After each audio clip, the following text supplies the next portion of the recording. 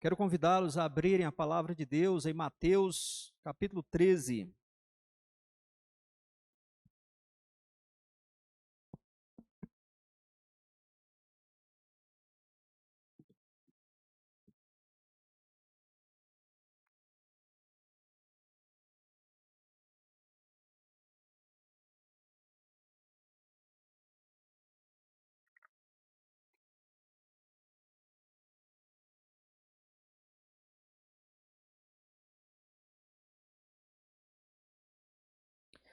Mateus, capítulo 13. A nossa leitura será do versículo 31 ao versículo 33. Mateus, capítulo 13, versos de 31 a 33. Nos diz assim a palavra do Senhor.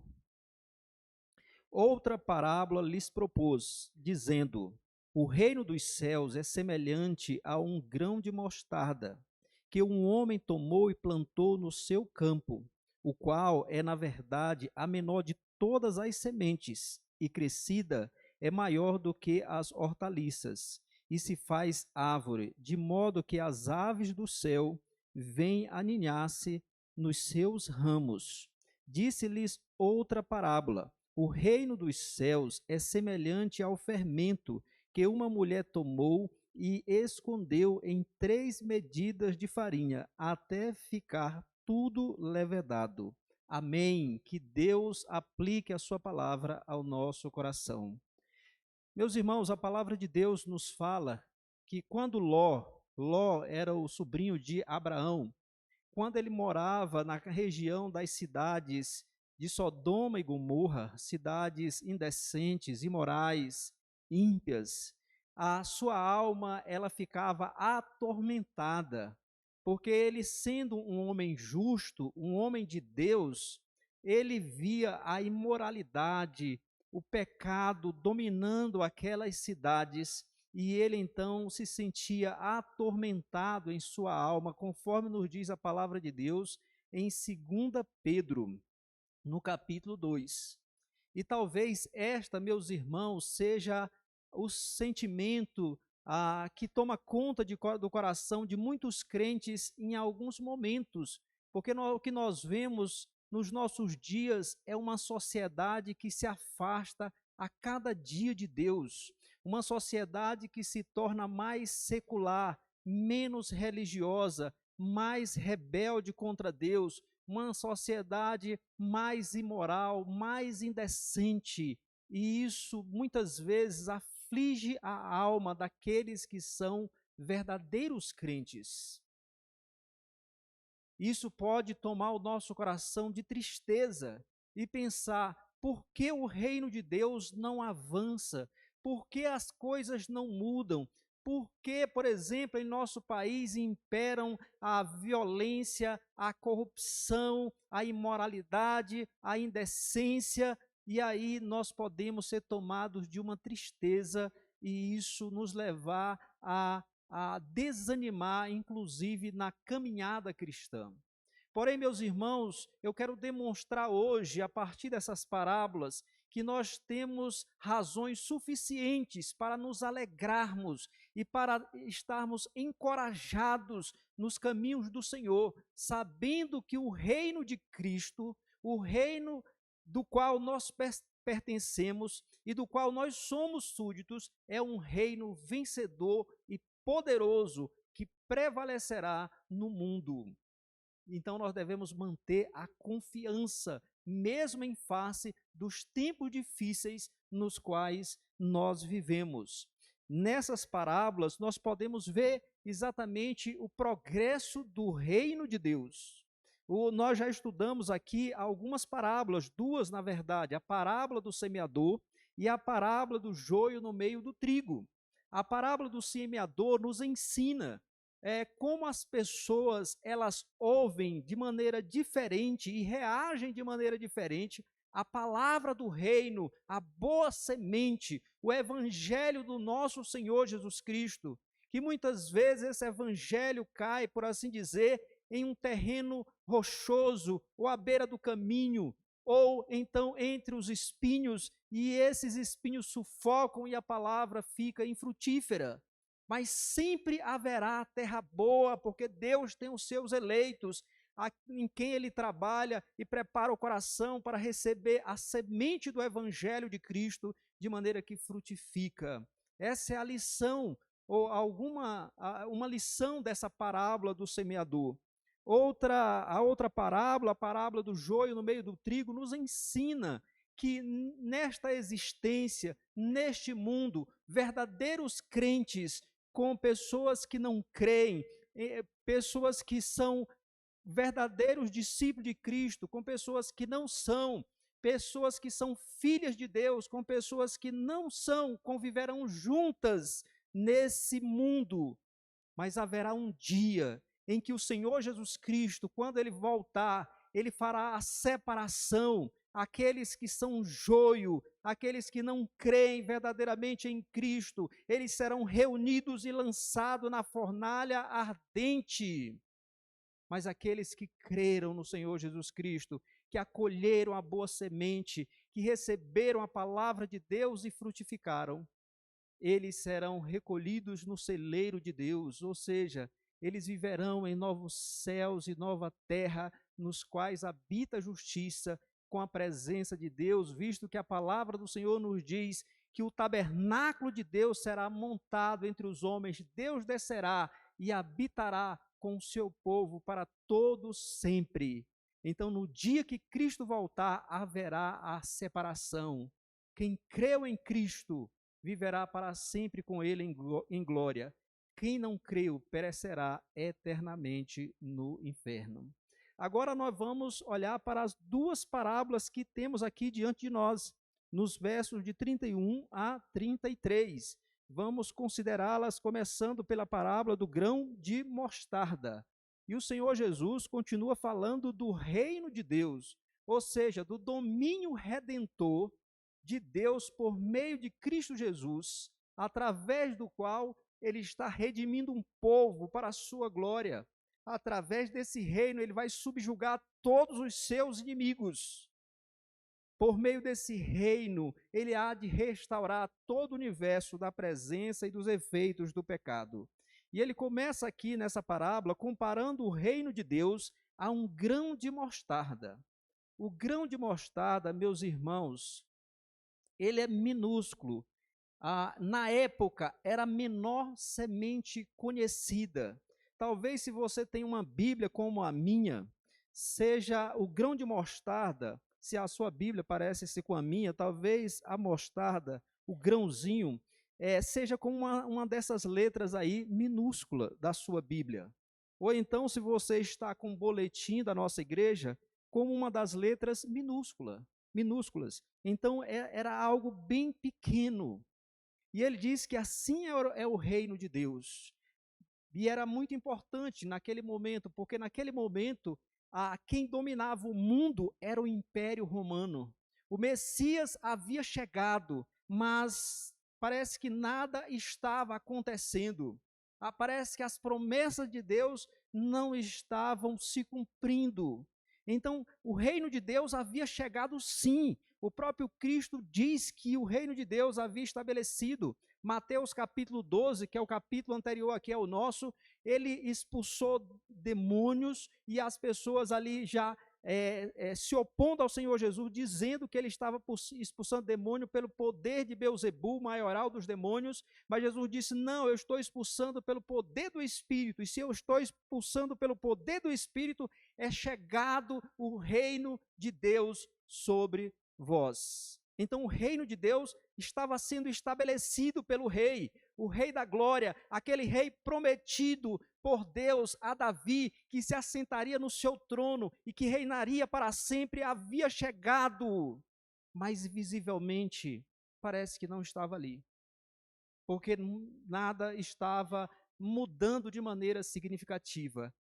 O reino de Deus naquele momento era como um grãozinho de mostarda. E então o Senhor Jesus vai explicar que o reino de Deus é como esse grão minúsculo, mas que quando colocado na terra, esse grão começa a germinar e cresce e se torna uma árvore. E provavelmente a espécie da qual o Senhor Jesus estava falando, de mostarda, era uma que chegava a 3 metros ou mais de altura.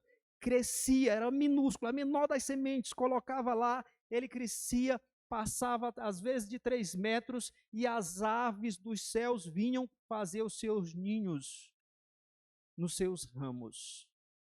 O que o Senhor Jesus está mostrando, meus irmãos, e ensinando é que o reino de Deus, embora tenha começado de maneira minúscula, estivesse começando de uma maneira minúscula, ele iria crescer extraordinariamente, iria estender os seus ramos, iria alcançar os povos sobre a face da terra.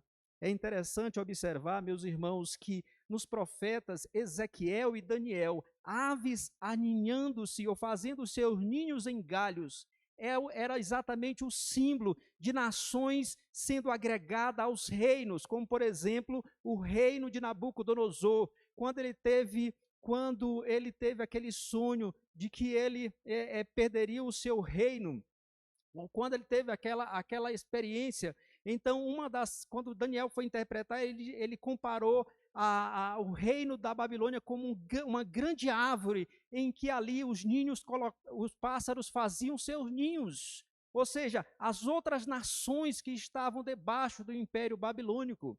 Então, essa é a imagem dos ramos crescendo, as aves fazendo seu ninho, ou seja, o reino se estendendo e alcançando as nações.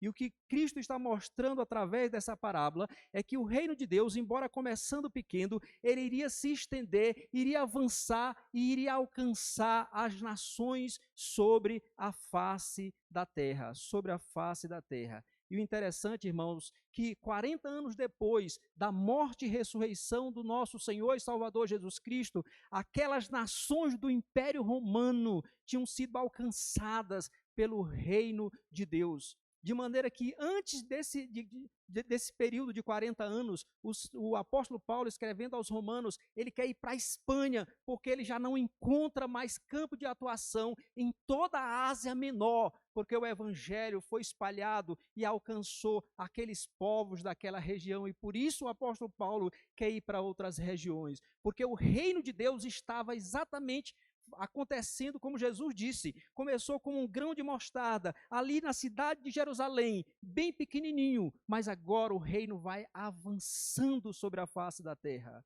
E o livro, meus irmãos, de Atos nos mostra isso.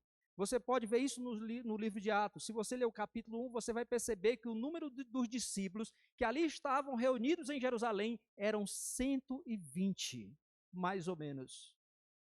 No capítulo 3, você vai perceber que quase 3.000 pessoas se convertem, portanto o número passa de 3.000. No capítulo, nós vamos observar mais à frente, que no capítulo 4, o número chega só de homens, 5.000, sem contar mulheres e crianças.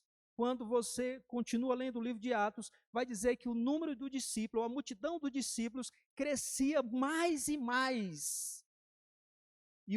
E o reino de Deus, então, vai avançando sobre a face da terra. O grão de mostarda agora não é mais um grão, agora é uma árvore que está crescendo, e desde aquela época vem crescendo até agora, e há de crescer até o final da história. Meus irmãos, a lição dessa parábola é a mesma lição que nós encontramos lá em Daniel, no capítulo 2. Não sei se vocês se lembram dessa história. Em Daniel, capítulo 2, o rei Nabucodonosor, que era o rei do Império Mundial daquela época, o rei da Babilônia, ele teve um sonho, e no seu sonho ele viu uma estátua muito grande, constituída de metais preciosos. A cabeça era de ouro e representava o próprio o Império Babilônico, conforme Daniel interpreta. O peito e os braços representavam o império seguinte que viria, o Império Medo-Persa. Nos diz o texto que o ventre e os quadris eram de bronze, representando o império que viria na sequência, o império de Alexandre o Grande, que espalharia a cultura grega por aquele mundo antigo. e as pernas eram de ferro, e os pés eram uma mistura de ferro e barro, representando assim o Império Romano que viria na sequência. E no sonho de Nabucodonosor, ele via uma pedra sendo lançada, uma pedra que foi lançada sem o auxílio de mãos, e essa pedra atingiu aquela estátua grandiosa, e essa estátua desmoronou, virou em migalhas, a ponto de ser levada pelo vento como a palha do trigo ou do arroz. Mas essa pedra, nos diz lá o texto em Daniel capítulo 2, que essa pedra foi crescendo, se tornou uma montanha e encheu toda a terra. E quando Daniel interpreta, ele diz assim, que nos dias desse último reino, que seria o reino constituído, aquele reino que era representado pelas pernas de ferro e pés de ferro e barro, que era o Império Romano, nos dias desse império, nos diz o texto aqui, o Deus do céu suscitará um reino que não será jamais destruído. Este reino não passará a outro povo, esmiuçará e consumirá todos os reinos, mas ele mesmo subsistirá para sempre. É a mesma lição. Aquela pedra que derruba os outros reinos, ou seja, derruba a estátua, representa o reino de Deus que haveria de lançar por terra todos os reinos. Mas essa pedra, ela se tornaria uma montanha e encheria toda a terra. É isso o que está acontecendo em nossos dias. O reino de Deus avançando, alcançando os povos, transformando vidas, restaurando relacionamentos. O reino de Deus está avançando e um dia esse reino será pleno sobre a face da terra. Será pleno sobre a face da terra. E a questão, meus irmãos, é como esse reino cresce. Como esse reino avança, como esse reino vai se estendendo, como esse grão de mostarda, ele vai alargando e ampliando os seus ramos. Como? A palavra de Deus responde. Em Atos capítulo 1, o Senhor Jesus, ressurreto dentre os mortos, nos diz lá a palavra de Deus, que ele passou ainda 40 dias antes de subir aos céus. E nesse período ele passa ensinando para os discípulos a respeito do reino de Deus e ordenando, não saiam de Jerusalém até que do alto vocês sejam revestidos de poder. E aí os discípulos pensaram, é nesse tempo, Senhor, e perguntaram, é nesse tempo que o Senhor vai restaurar o reino a Israel? E Jesus diz para eles, não compete a vocês saberem tempos e épocas que o Pai tem reservado para Ele próprio. Mas sobre vocês será derramado o Espírito Santo, e vocês serão revestidos de poder, e serão minhas testemunhas em Jerusalém, em toda a Judéia, Samaria e até aos confins da terra. Ou seja, Jesus está dizendo, em outras palavras, vocês não precisam saber de tempo e época, isso não é para vocês. Mas vai ser por meio de vocês, revestidos com o poder do Espírito Santo, fazer com que esse reino avance por meio da pregação do Evangelho do nosso Senhor Jesus Cristo. Então o reino de Deus, meus irmãos, avança por meio exatamente da pregação do Evangelho.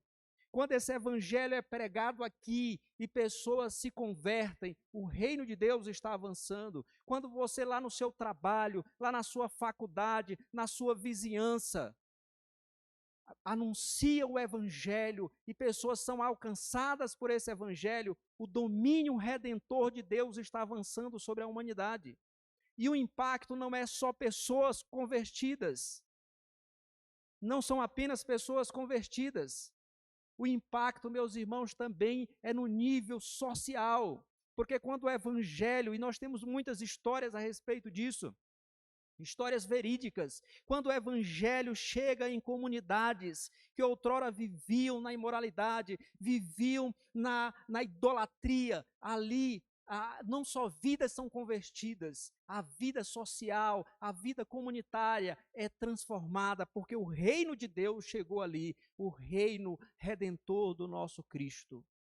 Então, meus irmãos, a nossa tarefa como crentes em Cristo Jesus é propagar esse evangelho. Nós devemos ser instrumentos do Senhor Jesus para que esse grão de mostarda, que não é mais grão de mostarda, mas uma árvore que está crescendo, continue avançando, continue alcançando as nações, continue alcançando os povos, continue alcançando os pecadores.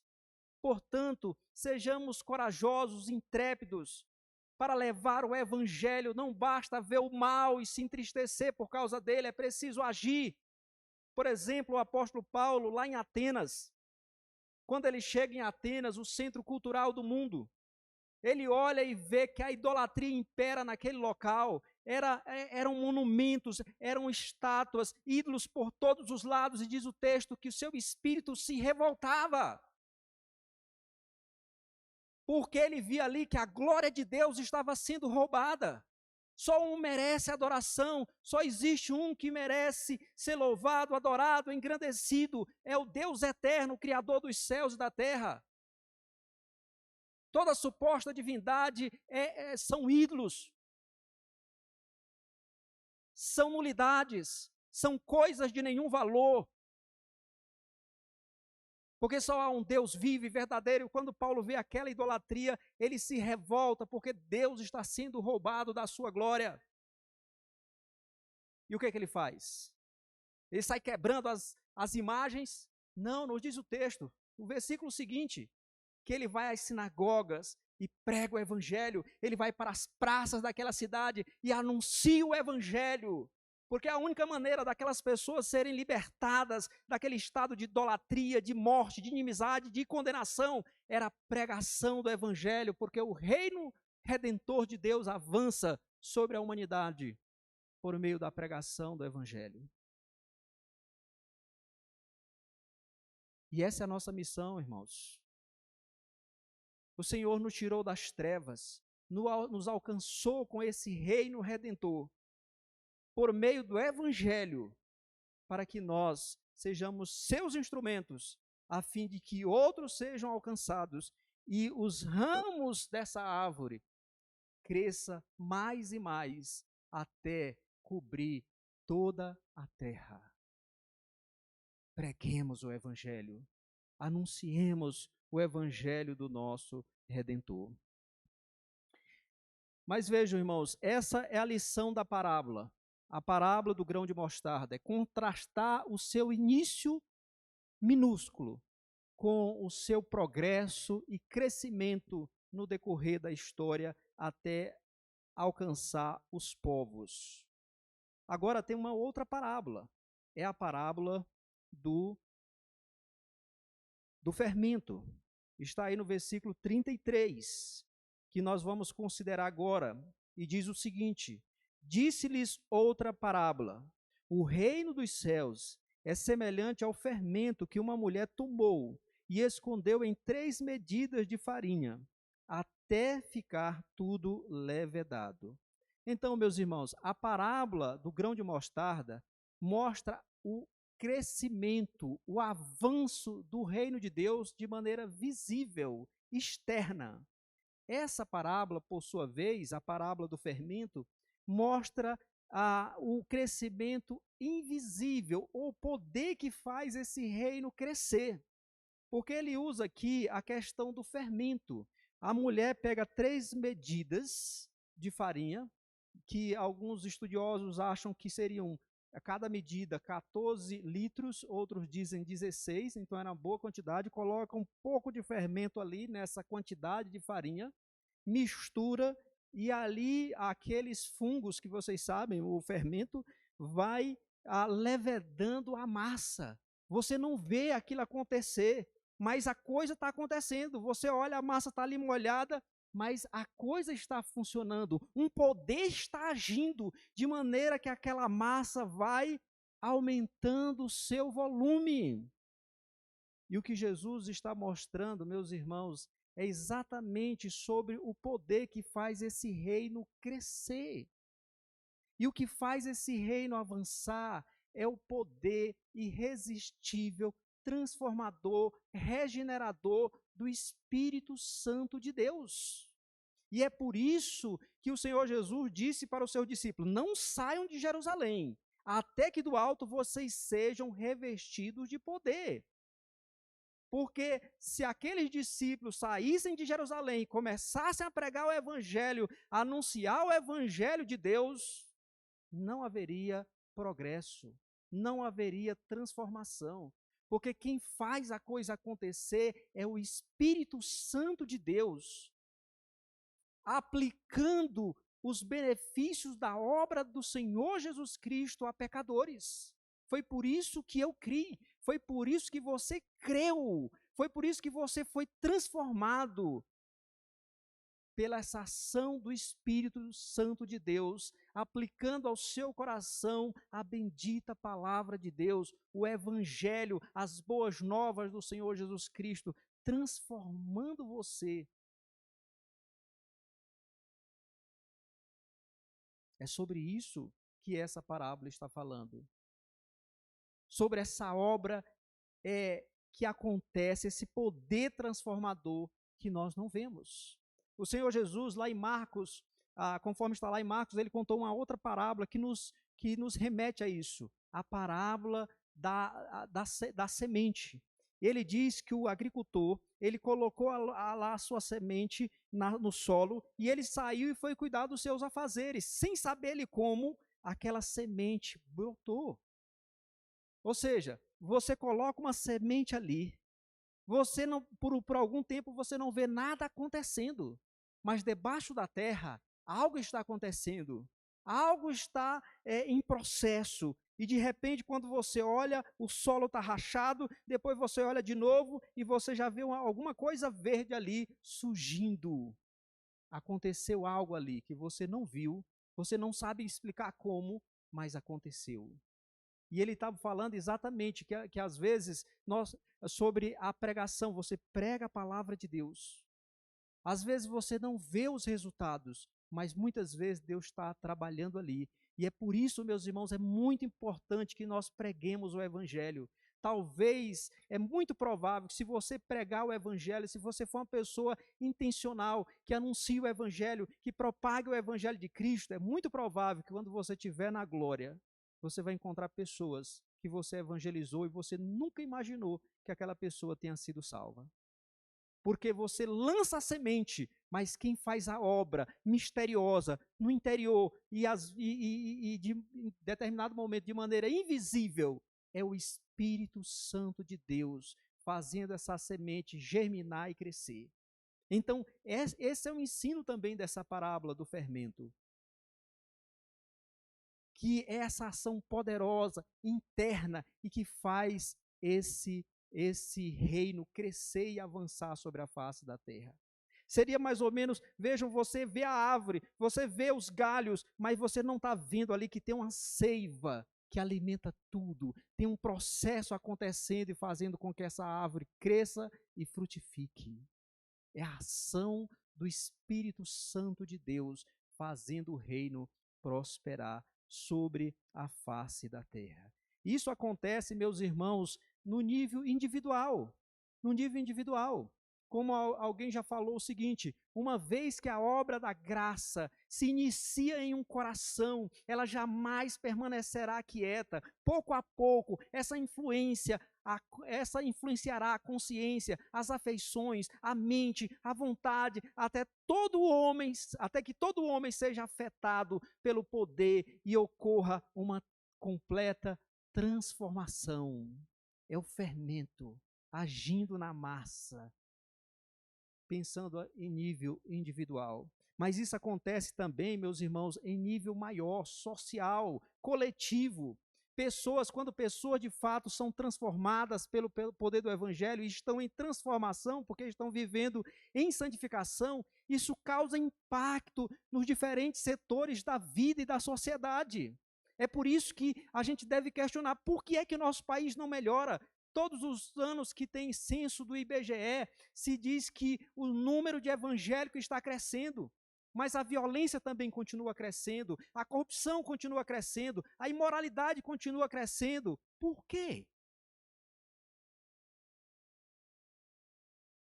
Muito provavelmente, irmãos, porque nós não estamos cumprindo o nosso papel como deveríamos, de dar bom testemunho na sociedade e pregar o evangelho com intrepidez e ousadia.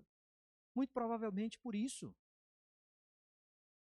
Porque quando de fato nós estamos comprometidos com o reino, com o evangelho, e nós vivemos à luz do evangelho e proclamamos esse evangelho, há impacto na sociedade. Vejam, o mesmo autor disse o seguinte: foi pela influência do evangelho que as grandes causas sociais foram promovidas, a libertação da escravidão, a valorização das crianças e das mulheres, o amparo dos idosos, o alívio da pobreza, a valorização do conhecimento e das ciências e das belas artes, a promoção do crescimento econômico e social da sociedade. O evangelho não aliena os homens, ao contrário, o evangelho transforma-os e faz deles agentes de transformação. A pergunta para mim e para vocês é: nós estamos sendo isso? Nós estamos sendo agentes de transformação na nossa família, no nosso trabalho, na nossa escola, na nossa universidade? Nós estamos sendo agentes de transformação? Nós estamos sendo instrumentos desse poder que faz o reino avançar, o poder do Espírito de Deus?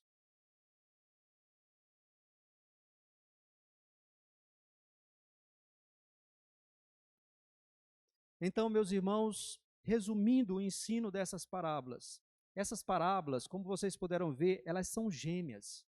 Nos ensinam que, apesar dos humildes começos, o reino de Cristo cresce em virtude de uma força poderosa, invisível e contínua, de modo que ele alcançará toda a terra. Esse é o resumo das duas parábolas. E disso, meus irmãos, nós temos algumas lições. A primeira, e para nós que somos crentes, ouçamos com atenção. Talvez você, que é crente em Cristo Jesus, esteja desanimado com a igreja no Brasil, com a corrupção que impera em nossa nação, com a imoralidade que cresce. Inclusive você, jovem, que está na universidade, vê tantas ideologias, tanta rebelião contra Deus, talvez você esteja desanimado e pensando: rapaz, parece que não tem jeito. Eu quero dizer, meus irmãos, que de fato isso é motivo de tristeza. Contudo, nós devemos compreender que nós somos súditos de um reino que jamais terá fim, um reino que jamais desabará.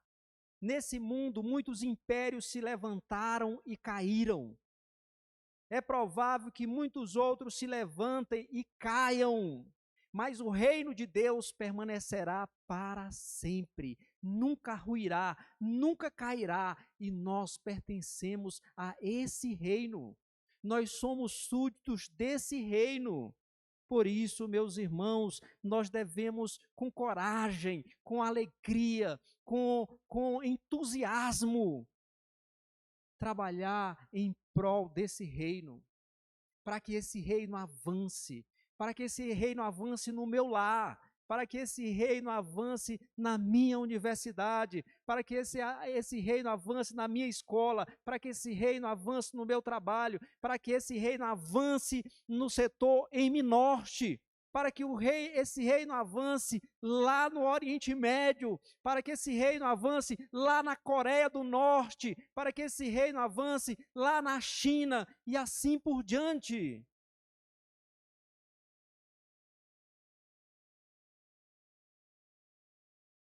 Porque esse reino, meus irmãos, é vitorioso. Esse reino é vencedor. Embora o mal esteja no mundo e pareça tomar conta do mundo, a vitória já está certa. porque o Rei dos Reis, o Senhor dos Senhores, já fez o necessário na cruz. Ele derrotou o inimigo, como nos diz Colossenses 2, ele expôs ao desprezo os principados e potestades. Na cruz ele esmagou a cabeça da serpente, na cruz ele cancelou os nossos pecados. E a vitória é certa. E por isso nós, com coragem, com intrepidez. É muito interessante, olhe para o livro de Atos e veja como os crentes eram ali, intrépidos, ousados, porque eles confiavam no poder desse reino que haveria de avançar, e estavam comprometidos com esse reino. Assim devemos nós também, irmãos, como o apóstolo Paulo diz aos Coríntios: portanto, meus amados irmãos, sede firmes, inabaláveis, sempre abundantes na obra do Senhor, sabendo que no Senhor o nosso trabalho não é vão. Então vamos à luta, vamos trabalhar, vamos nos envolver para que esse reino avance mais e mais aves venham fazer ninhos nessa árvore do reino de Deus. Agora para você, atenção, você que não é crente em Cristo Jesus, que está conosco, nos dando a alegria da sua presença, ouça com atenção também. Só há um reino que permanecerá para sempre. Só um. E esse reino é o reino do Rei Jesus. E nesse período da história, através da pregação do Evangelho, o Rei Jesus está estendendo a sua graça aos seres humanos. Está oferecendo, está estendendo a sua oferta de reconciliação para que você se arrependa, para que você creia nele e para que você então faça parte do seu reino, do reino que permanecerá para todo sempre. Mas caso você rejeite, caso você diga não, ouça o que diz a palavra de Deus. Agora, pois, ó reis, sede prudentes, deixai-vos advertir, juízes da terra, servi ao Senhor com temor, e alegrai-vos nele com tremor. Beijai o filho para que se não irrite e não pereçais no caminho, porque dentro em pouco se lhe inflamará a ira. Bem-aventurados todos os que nele se refugiam. Vejam a palavra de Deus, beijam o filho, se voltem para o filho, evitem a ira. E mais, outro texto da palavra de Deus nos diz: se o homem não se converter, afiará Deus a sua espada, já armou o arco, tem-no pronto, para ele preparou já instrumentos de morte, preparou suas setas inflamadas. A questão é, o que você vai querer? Paz com Deus ou guerra? Alegria ou ira? Salvação ou condenação? E o meu conselho para você é aquele conselho sábio de Moisés que diz: hoje tomo o céu e a terra por testemunha contra vocês, que lhes propus a vida e a maldição, propus a vida e a morte, a bênção e a maldição. Escolham, pois, a vida para que vivam. Então arrependa-se dos seus pecados, renda-se ao Rei Jesus, e você então participará do reino eterno do nosso Salvador. E quanto a nós, irmãos, que nós possamos ter confiança, que a nossa confiança no nosso Rei jamais seja abalada. E se você precisa de mais encorajamento, lembre do que ele disse na grande comissão. Ele começou dizendo: toda autoridade me foi dada no céu e na terra. Ide, portanto, fazei discípulo de todas as nações. E ele conclui dizendo: e eis que estou convosco todos os dias até a consumação do século. Então é debaixo da autoridade de Cristo, na companhia do nosso Rei, que nós devemos ir adiante, confiantes para o avanço desse reino que alcançará toda a terra. E o fará não por causa de nós instrumentos, mas por causa da ação poderosa, transformadora do Espírito Santo, levantando a massa inteira. Que o Senhor nos dê intrepidez e coragem, confiança, destemor e compromisso com essa obra. Amém. Vamos orar. Senhor Deus, nós rendemos graças, porque apesar de um mundo tão dominado, Senhor Deus, pelo pecado, de uma sociedade tão corrupta, imoral e indecente, nós podemos ter confiança, porque a tua palavra nos revela que o teu reino jamais sucumbirá, que o teu reino permanecerá para sempre, que teu reino crescerá, que teu reino alcançará toda a terra, de maneira que um dia será pleno e total. Ó Deus, obrigado. Ajuda-nos, ó Pai, a nesta confiança, a sermos instrumentos do Senhor para a propagação, para o avanço desse reino redentor, transformador do teu Filho bendito Jesus Cristo. Que nós, Igreja Presbiteriana no setor M-Norte, sejamos um instrumento nas tuas mãos para o avanço do teu reino, não só nesta região, ou não só aqui no Distrito Federal, mas no Brasil e no mundo. Assim nos abençoa, ó Deus, nós te imploramos, no nome do teu Filho bendito Jesus Cristo, o nosso Salvador. Amém.